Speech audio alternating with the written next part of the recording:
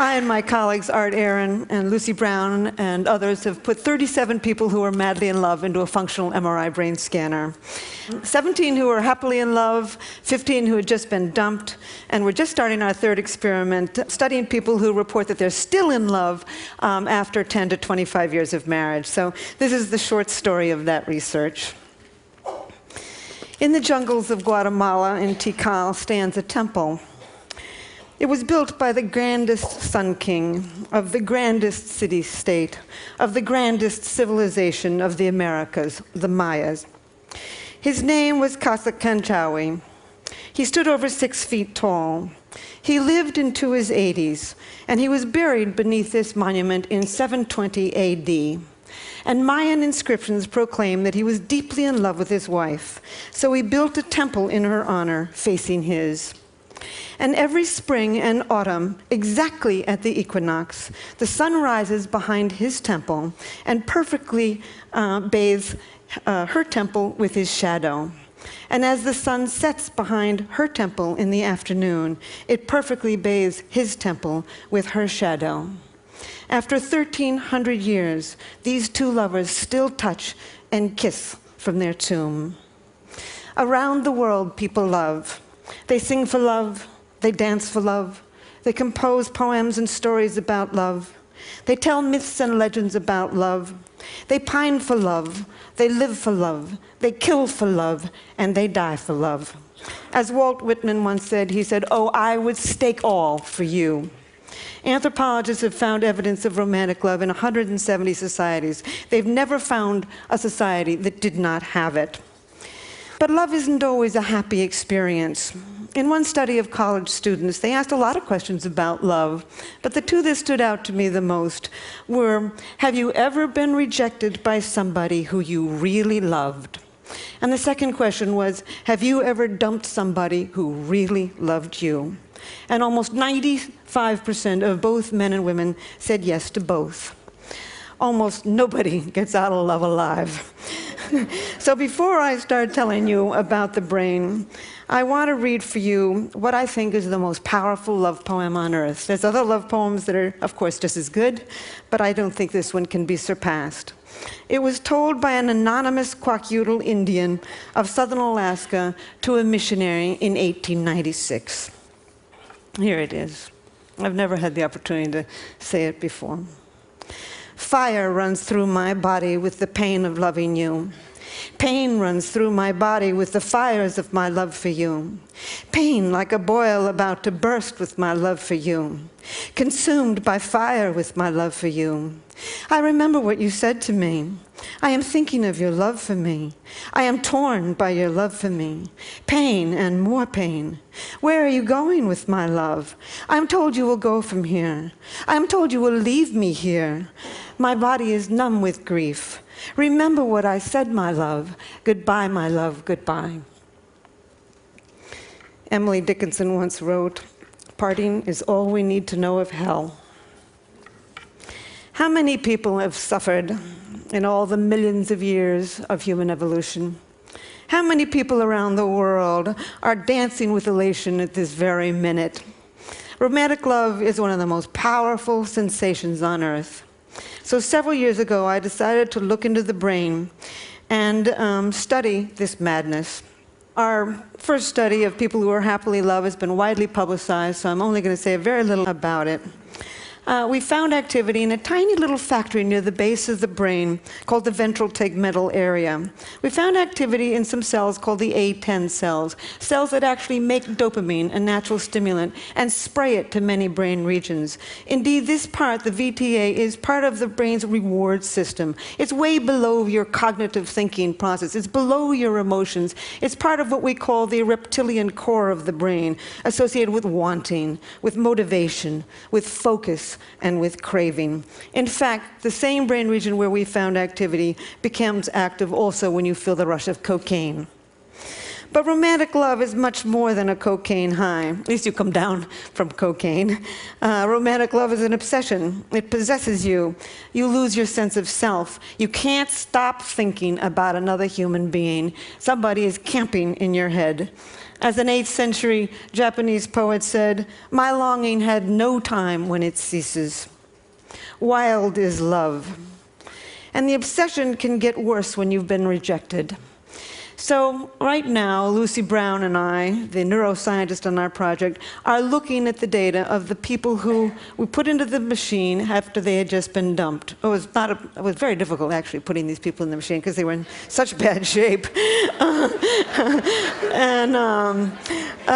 So anyway, we found activity in 3 brain regions. We found activity in a brain region, in exactly the same brain region associated with intense romantic love. What a bad deal. You know, when you've been dumped, the one thing you love to do is just forget about this human being and then go on with your life. But no, you just love them harder.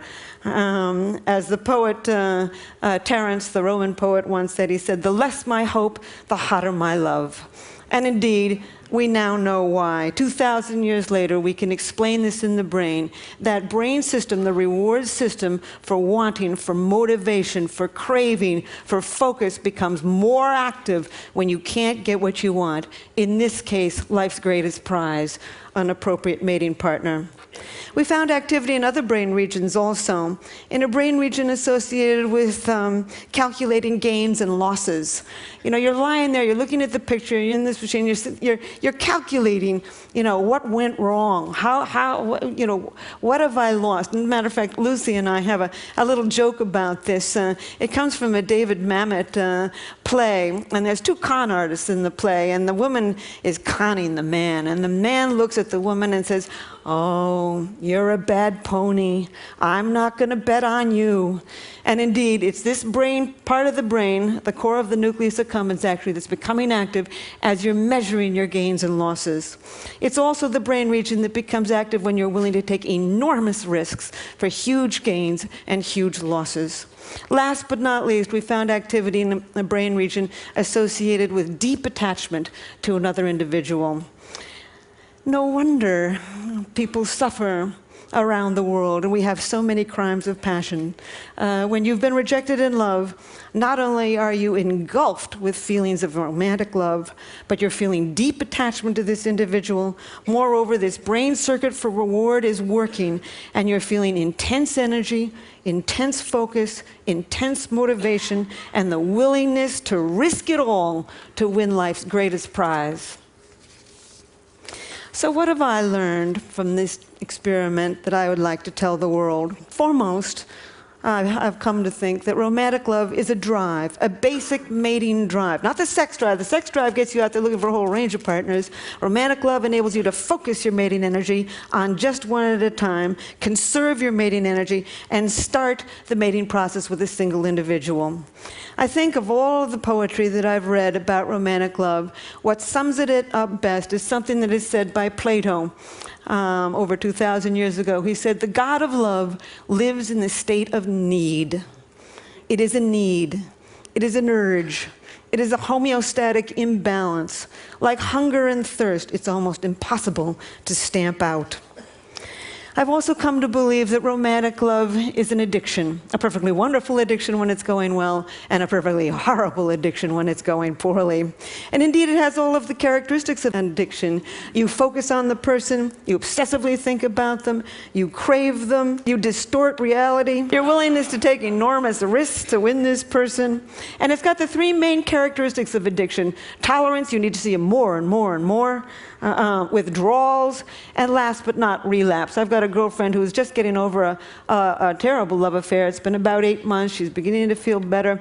And she was driving along in her car the other day, and suddenly she heard a song on the car radio that reminded her of this man. And she, not only did the instant craving come back, but she had to pull over the road, from the side of the road, and cry. So one thing I would like the medical community and the legal community and even the college community to see if they can understand that indeed romantic love is one of the most addictive substances on earth. I would also like to tell the world that animals love. There's not an animal on this planet that'll copulate with anything that comes along. Too old, too young, too scruffy, too stupid, and they won't do it.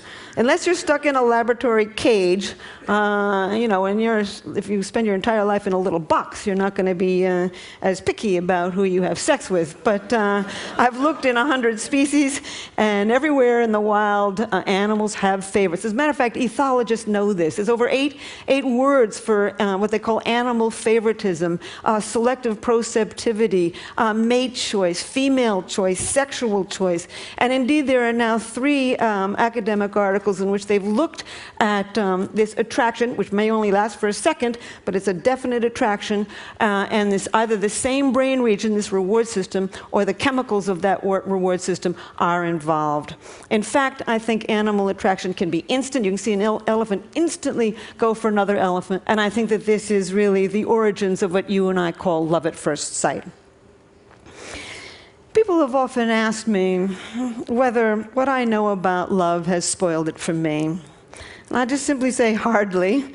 You can know every single ingredient in a piece of chocolate cake, and then when you sit down and eat that cake, you can still feel that joy. And certainly I make all the same mistakes everybody else does too. But it's really deepened my understanding and compassion, really, for all human life. As a matter of fact, in New York, I often catch myself looking in baby carriages and feeling a little sorry for the tot. And in fact, sometimes I feel a little sorry for the chicken on my dinner plate when I think of how intense this brain system is. Our newest experiment is been hatched by my colleague Art Aaron, putting people who are reporting that they are still in love in a long-term relationship into the functional MRI. We've put 5 people in so far, and indeed we found exactly the same thing. They're not lying. They basically, the brain areas associated with intense romantic love still become active 25 years later. There are still many questions to be answered and asked about romantic love. The question that I'm working on right this minute, and I'm only going to say it for a second and then end, is why do you fall in love with one person rather than another? The reason I never would have even thought to think of this, but Match.com, the internet dating site, came to me 3 years ago and asked me that question. And I said, I don't know. I know what happens in the brain when you do become in love, but I don't know why you fall in love with one person rather than another. And so I've spent the last 3 years on this, and there's many reasons that you fall in love with one person rather than another that psychologists can tell you. And we tend to fall in love with somebody from the same socioeconomic background, the same general level of intelligence, the same general level of good looks, the same religious values. Your childhood certainly plays a role, but nobody knows how. And that's about it. That's all they know. No, they've never found the way 2 personalities fit together to make a good relationship. So it began to occur to me that maybe your biology pulls you towards some people rather than another. And I have concocted a questionnaire to see to what degree you express dopamine, serotonin, estrogen, and testosterone. I think we've evolved 4 very broad personality types associated with the ratios of these 4 chemicals in the brain.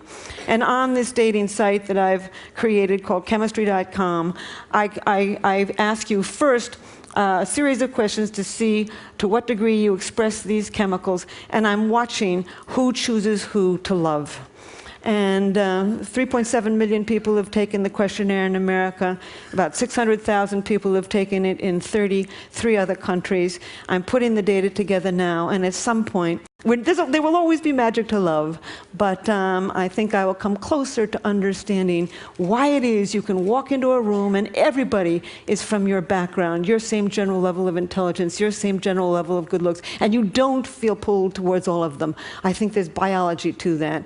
I think we're going to end up in the next few years to understand all kinds of brain mechanisms that pull us to one person rather than another.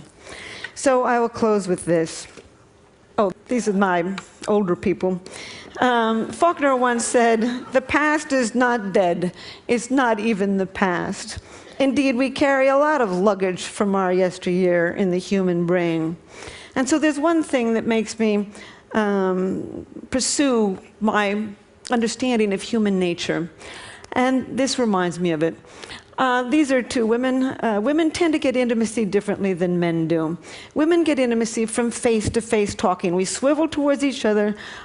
We do what we call the anchoring gaze, and we talk. This is intimacy to women. I think it comes from millions of years of holding that baby in front of your face, cajoling it, reprimanding it, educating it with words.